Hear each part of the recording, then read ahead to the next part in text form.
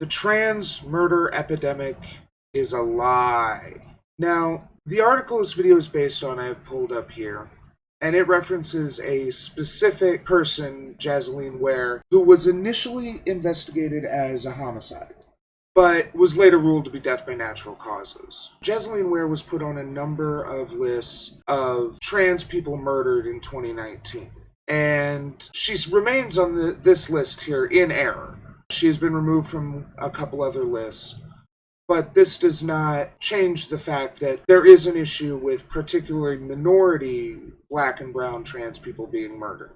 So let's see what Sophia has to say about the trans murder epidemic and it being a lie.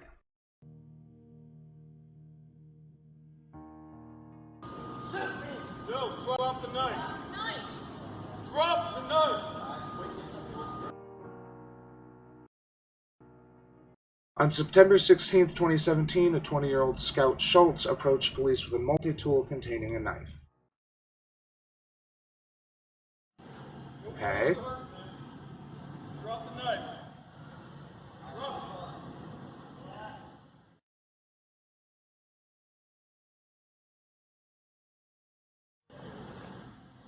Speak! Do not move.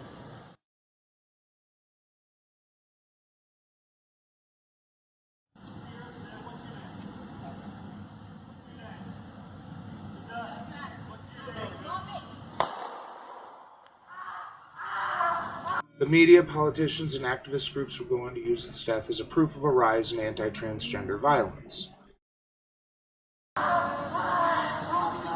I agree with this right here. This is not specifically anti-transgender violence necessarily. I don't know anything about this person. They may have had other underlying mental issues, but this was not done because she was trans. This was done because they viewed her as a threat, which may be related to trauma as part of being a trans person. There's a lot of comorbidity with being trans and having other mental issues. That could be why she was in the street with a knife like that. An investigation is underway into the fatal shooting of a Georgia Tech student over the weekend by campus police. Mark Strassman is in Atlanta.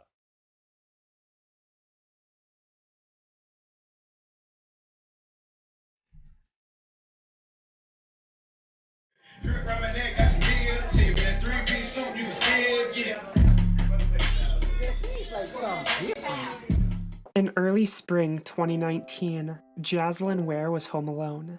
How she spent this day, no one can say for certain. But in recent times, she'd moved on from a previous life of petty theft and was proud she no longer needed to steal to survive. Her existence seemed to be going in an upwards trajectory, making it all the more tragic when she just up and died due to natural causes. Also, this person is just reading the article so far, so that's fun.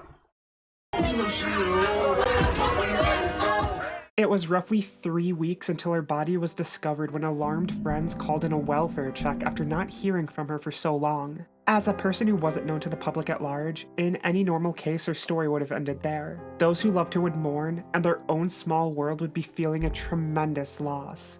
But due to her status as a transgender individual, an agenda took hold and her life and death became nothing more than yet another misleading statistic in Trump's America. For the past handful of years, organizations like GLAAD and the Human Rights Campaign have been keeping a tally of any and all transgender people killed on a yearly basis. These lists are published and then politicians, news agencies, activists, and various other entities touted as proof of a startling So I will admit that some of these lists get generated and then sent out and they're not updated properly because Jazeline Ware is the example they're focusing on, because she's just reading the article, died of natural causes. So she shouldn't be on these lists of murdered trans people, but this doesn't take away from the other dozens of people who are murdered because they're trans. trend of hate-fueled murders.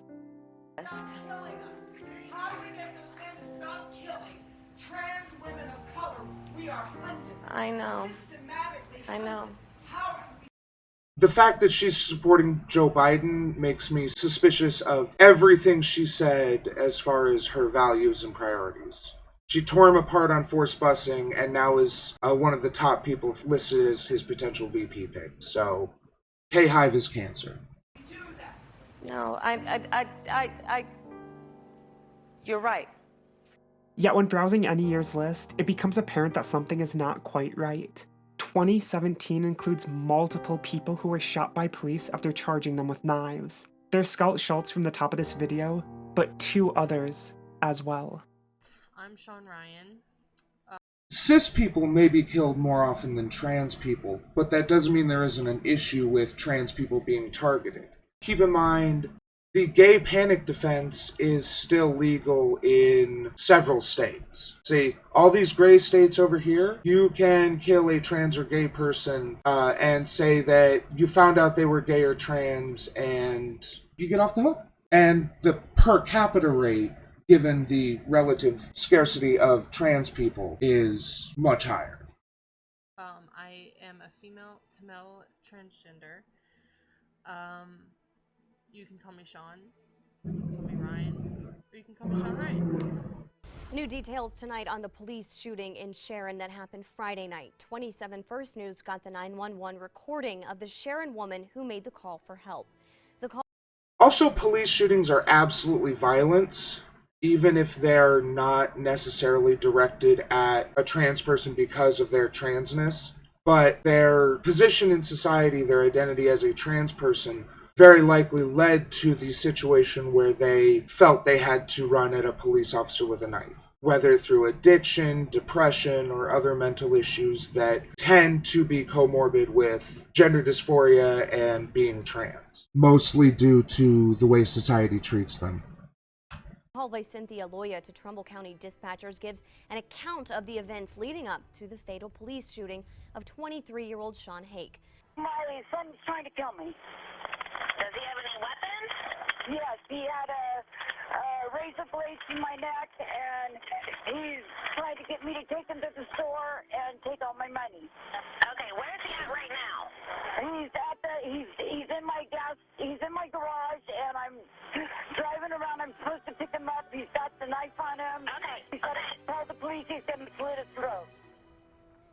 Officers were sent to the home and police say Hake was shot after the situation escalated. The Mercer County prosecutor says he'll provide more details once a state police investigation is finished. 3 Sharon police officers were put on administrative leave. Over 100 people gathered at St. Louis's Transgender Memorial Garden to pay respects to Kenneth Kiwi Herring, a transgender woman shot and killed at her apartment just north of downtown early Tuesday morning. Police say they were responding to a domestic disturbance when they found Herring cut badly across the face, arms, and torso. Officers tell News 4 the 30-year-old mother of 3 boys was armed with a large kitchen knife, slashing at police, even cutting one on the arm, when 2 officers returned fire, ending her life. We have to remember Kiwi for who she was. During the same year, 2017, multiple non-transgender people were killed for doing the same thing. I am very easygoing and open-minded, and I do not judge anybody because what you went through, I probably went through too. Once again, during 2017, Kashmir Red was tallied on the HRC's list as well. This individual was engaged in a domestic dispute with his partner, Doris Casquillo, when he began hitting her. In an act of self-defense, she stabbed him once, to which he then stumbled outside and died. She was eventually cleared of all murder charges due to... So I see what she's doing in this video. The people she's talking about, with the exception of Jesseline Ware, died as a result of violence. Bringing attention to police violence is a good thing.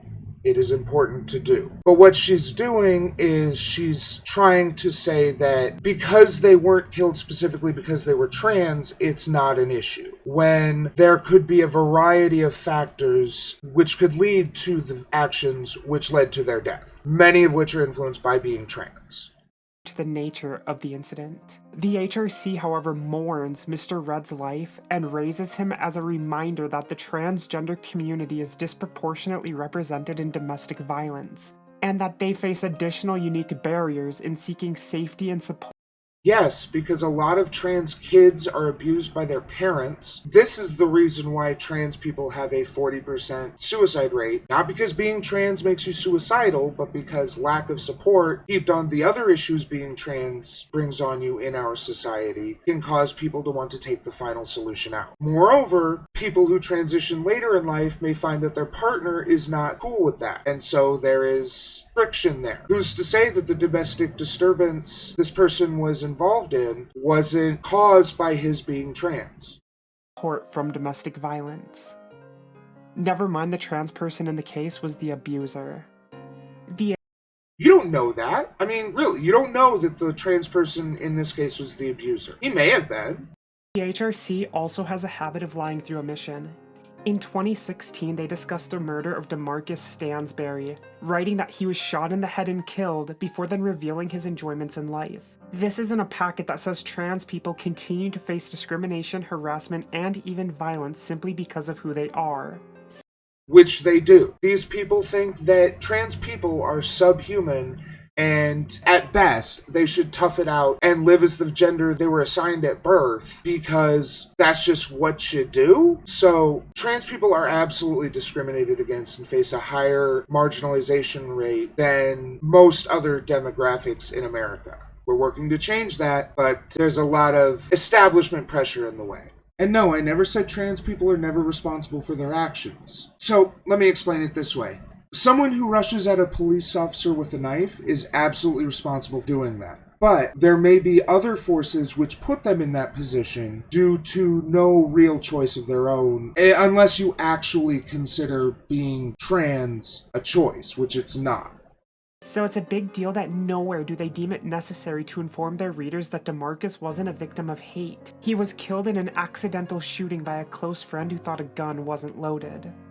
Most deaths on any year's list has nothing to do with a person's gender identity. Just breaking down 2019's list. No, this is another issue that I've seen a lot of with these right-wing demagogues. It's not that trans people are being killed in larger numbers than any other group, in raw numbers. 29 people is a fraction of the number of people who die to violence every year in America alone. But what there is a pattern of violence against trans people as a result of their being trans. Being trans is no more a choice than whether you are a man or a woman. You were assigned male at birth, or assigned female, whatever you are, I don't care. And for the majority of people, they're okay with that and they stay with that. But some people experience discomfort as a result of the gender role they were assigned at birth. So they seek to change that. Fortunately, we have the medical, physiological, and sociological understanding to make that transition happen. So while you may consider it a choice to go forward with transitioning, being trans is something you're born. Is evidence enough of that. Claire Legato was shot after trying to break up a fight between her mother and a neighbor. Jordan Kofer was just one of 9 people killed in the Dayton, Ohio mass shooting. A tragic situation to be sure, but not a murder motivated by his status as a trans person. Johanna Medina died after facing health complications while in custody of ICE. Layleen Palenko died from complications with epilepsy while being held at Rikers Island. Bailey Reeves was shot and killed but is not believed to have been the intended target. Finally, there is Bubba Walker, who died in a house fire. It is being investigated as a potential homicide, but as of now there is no definitive proof one way or the other. It simply could have been an accident. GLAAD claims the reasoning for their list is to remember the names of the trans people whose lives have been lost to anti-transgender violence. An absurd claim given most of the murders counted aren't linked to hate crimes at all, or anything to do with a person's gender identity. More baffling still is when people No, because you have to go do a lot of legwork to prove a hate crime. like Jaslyn Ware are included. Natural causes of death be damned. As should be obvious by now, there is a blatant It must be really easy to do pre-constructed videos when news sources write your script for you. rush to add names to a list before any appropriate information has been revealed. This clearly happened with Miss Ware and Bubba Walker. In the case of the former, the HRC hasn't even bothered to remove her name even after it's come out she wasn't murdered. Keep in mind, as I make this video, it is now 2020 and this person is still tallied on the 2019 list. As an organization, they appear to be perfectly happy distorting the truth. On the darker end of things, it benefits them to have a higher tally. Researching the trans death statistic has made it abundantly clear that social manipulation is in play. What else can explain why major advocacy groups are lying? Who has the most to benefit from convincing marginalized people they are going to die? There's a lot. That's not what they're trying to do. They're trying to bring attention to the issues trans people face so that we understand it's an issue and we can work to correct it. And inflating the numbers is not good praxis. I'm not going to defend inflating the numbers by using deaths by natural causes and things like that. But it's still an issue. The fact that killing someone because you find out they're gay and you lost your mind is not good and needs to be excised from the law. A lot of power in keeping a community afraid. It's a tactic seen all across the political divide. Come the next election, pay attention to how the left and right make use of various campaign ads, memes, and the ways respective news sources fall in line. Fox News will rail about how so-and-so is going to take your guns, and MSNBC will fearmonger about white nationalists sitting outside ready to take your life. As it pertains to the trans community and the so-called epidemic leading to their deaths, it's important to know just what the HRC actually is. It is the largest LGBT lobbyist group, and it has deep ties to establishment Democrats. During their annual dinner, guests such as Hillary Clinton and Kamala Harris have given speeches.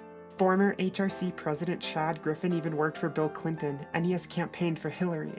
The ultimate goal of the HRC is to push left-wing ideals and to get certain politicians into office. As I've previously reported on, during the HRC National Dinner in 2017, Mr. Griffin gave an eye-opening speech. He discussed HRC Rising, or what he labeled as the single largest grassroots expansion in the organization's. Yeah, promotion of left-wing ideals is a good thing, though. Left-wing ideals are the things that got us all the good things in society, like the scant worker rights Americans enjoy, freedom of marriage, freedom of movement. These are all left-wing ideas that have moved into public consciousness because left-wing people fought for them.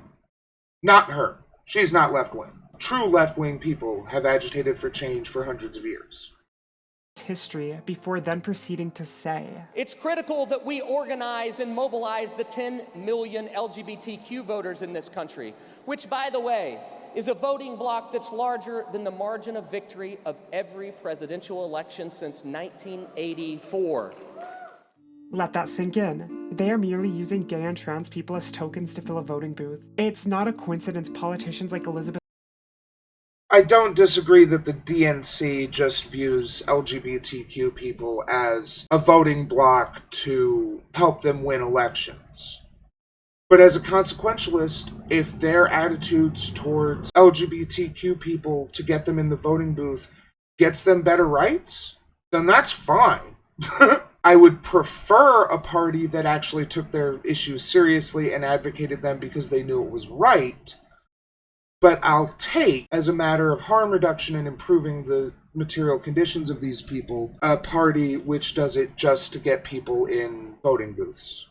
Elizabeth Warren, Kamala Harris, and Beto O'Rourke tweet out the names of supposedly murdered trans people, not caring that Jaslyn Ware died of natural causes.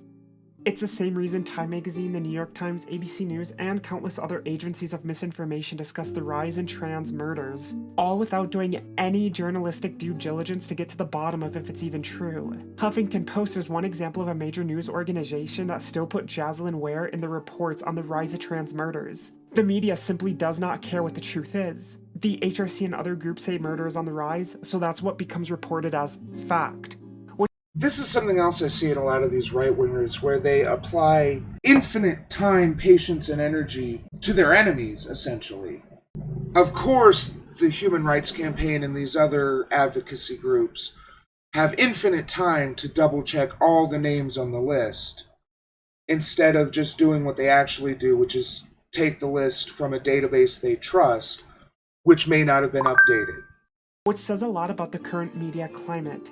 It is at its core propaganda. Propaganda meant to scare a conglomerate of people into voting a specific way. That alone is disgusting, but adding to the grotesque nature of the ordeal is that we're not having national conversations about the issues that are actually leading to the deaths of various individuals. Chicago faces an epidemic of gun violence. This year alone, more than 2,100 people have been shot. You're never going to eliminate guns in America.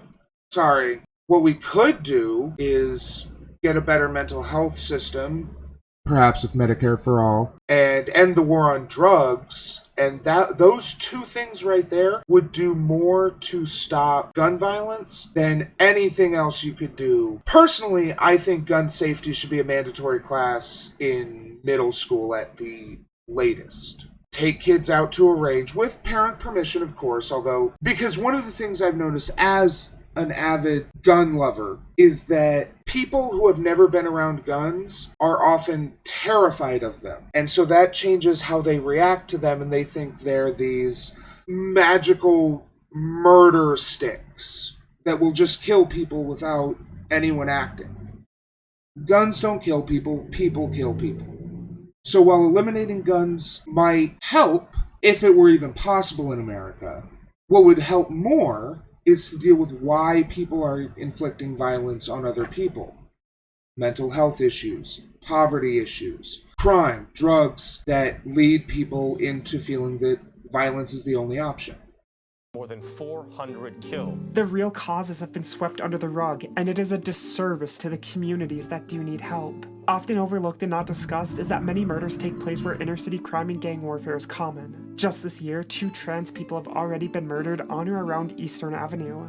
This is a boundary road that separates Washington. This does seem like there may be people using the intersectionality of black and brown poverty, which leads to increased gang and crime activity, which leads to an increase in likelihood of them being victims of violence, to conflate with the transgender issue. But I don't think that you can rule out that people in crime and gang-ridden areas might be subject to anti-trans violence.